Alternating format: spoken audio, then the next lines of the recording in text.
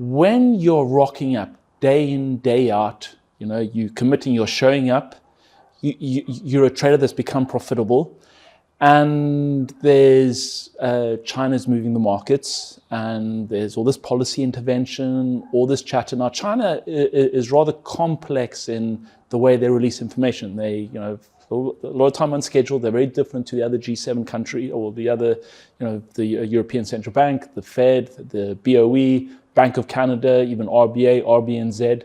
Bank of Japan is a little bit more distorted when they release their information. So it seems like when you start veering out to the east, the structure of the release of information is a bit different. And so, but our traders, they volatility hunters. And so they will look and source the opportunities where the opportunities are at. And so what happened during that week is, and it's a trifactor. There were 3 opportunities that week with regards to China. The first 2 were opportunistic, the third one was not. Now, if you missed the first one and the second one, because they were released early, a little bit unscheduled, maybe a little bit outside of your domain of operation. Now, some of the traders came in a little bit extra early. They created that opportunity set. There was a video on our blueprint for one of our senior traders who had his best day, made approximately 140, up until that stage was his best day, made approximately $140,000 on the Bank of Japan at the beginning of the year, where he knew that Bank of Japan was in play for the next couple of weeks, so he came in a little bit earlier.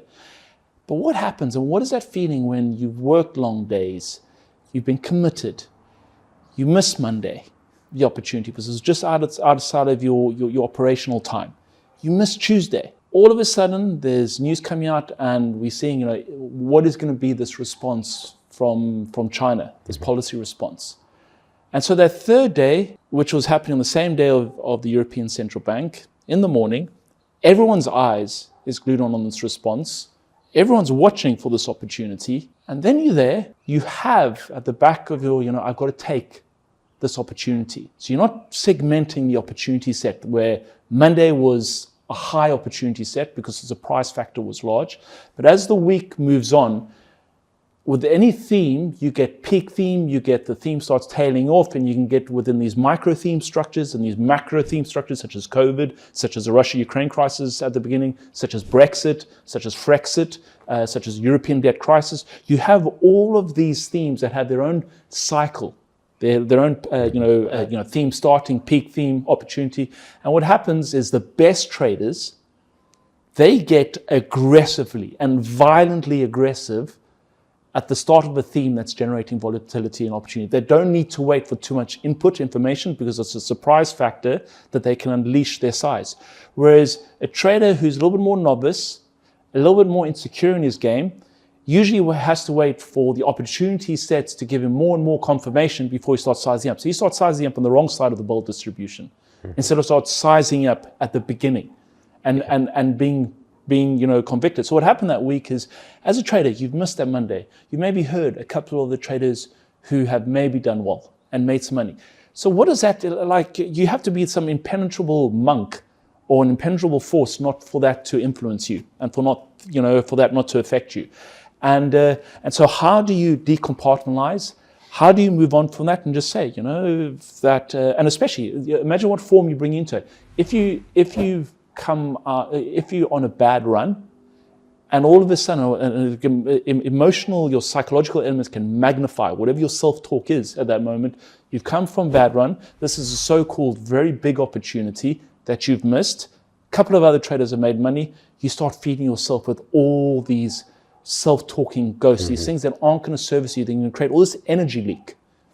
Because if your mind starts focusing on brutally massacring your identity, you all of a sudden start becoming blind to opportunity that could come up in the next 5 minutes, the next hour, and you get lost. So your ability to acknowledge the space, because we just acknowledge that space and move on. So that week was fascinating because the majority of traders missed that Monday, I think Wednesday opportunity. So 2 opportunities. A couple of we had junior trader do very well. The senior trader make multiple 6 figures. So this could be playing on the heads of other traders. Yeah. So what do you do to position yourself in the whole realm of opportunity is always there in some form over a year, over a lifetime, over a career. So deciphering the woods from the trees. And then when that moment came on Thursday, and I talk about, the 3 strikes and out. When there's people making money, only a few people, and then the next event, only a few people make money, and the third event, everyone's eyes are plugged in. Usually that one doesn't work out. Yeah. It's just almost this game theory, this reaching the end of the opportunity life cycle. That all of a sudden, in that moment, when everyone is plugged in, the market does not go in the direction that you anticipate. And there's an actual exceptional opportunity on the other side, being aware of that. I challenged quite a few of the traders who came on the second floor, challenged the junior traders. That's what we call, this work that we did with Angus Fletcher in Bahamas. That ability to observe that exceptional information that nobody else is looking at. And how do you structure trades around that? So that was, for me, fascinating. It started off great in the week, and then one day, and I'm always, from a trading performance perspective, as a training coach, I'm always fascinated by the days that they don't happen too often, but the days when we lose, when 75% of our traders lose money on a trade, on like a mass trade, I find those are the huge learning opportunities. Yeah. And the ones who do debrief that, really go and reflect upon it, strip down the week, the sequence of the week, what led to that moment, those traders actually move on handsomely in their careers. Yeah, and this goes exactly to what we were saying on that last video a couple of weeks ago, where it's all the work, it's all the debrief, it's all the reflection.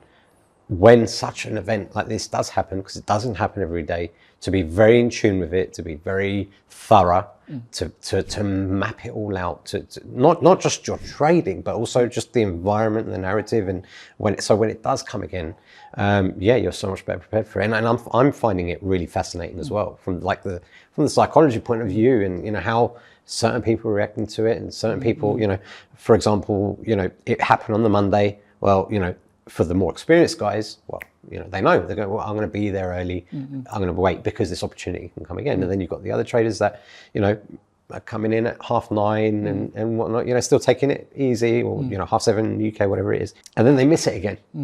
And at that point, it's just like, well, that's the part you can control, right? Well, like once event is, and I know you challenged, the junior traders, like, if there's something in play and theme, and you're having conversations with the senior traders, rock up for that. Important. But like when that, going back to when there's blood and guts on the floor, and you have to sense it. You can smell it. Yeah. And when there's that blood and guts on the floor, it's those, for me, if every junior, the main message, every junior trader, take the huge learning out of that. But how do you go about taking the big learning is actually sequence the whole week, what led up to that moment, because every moment is a function of something that precedes it. It's a linking of actions, the cause and effect. And, the best traders know how to link cause and effect, which is actually part of which we might speak about later, our narrative intelligence, which is very separate from, the other part of our brain, which is all logic structure, but what humans excel compared to AI is our ability to think in story and think in narrative. So our top traders are great at linking cause and effect. Yeah.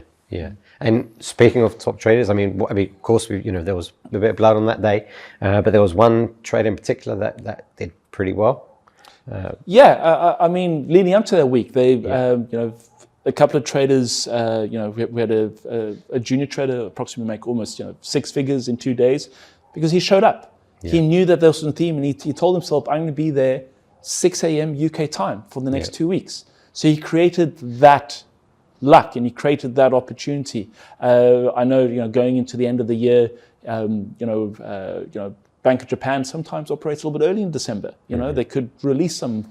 So just important of how you create that, you're creating your own luck.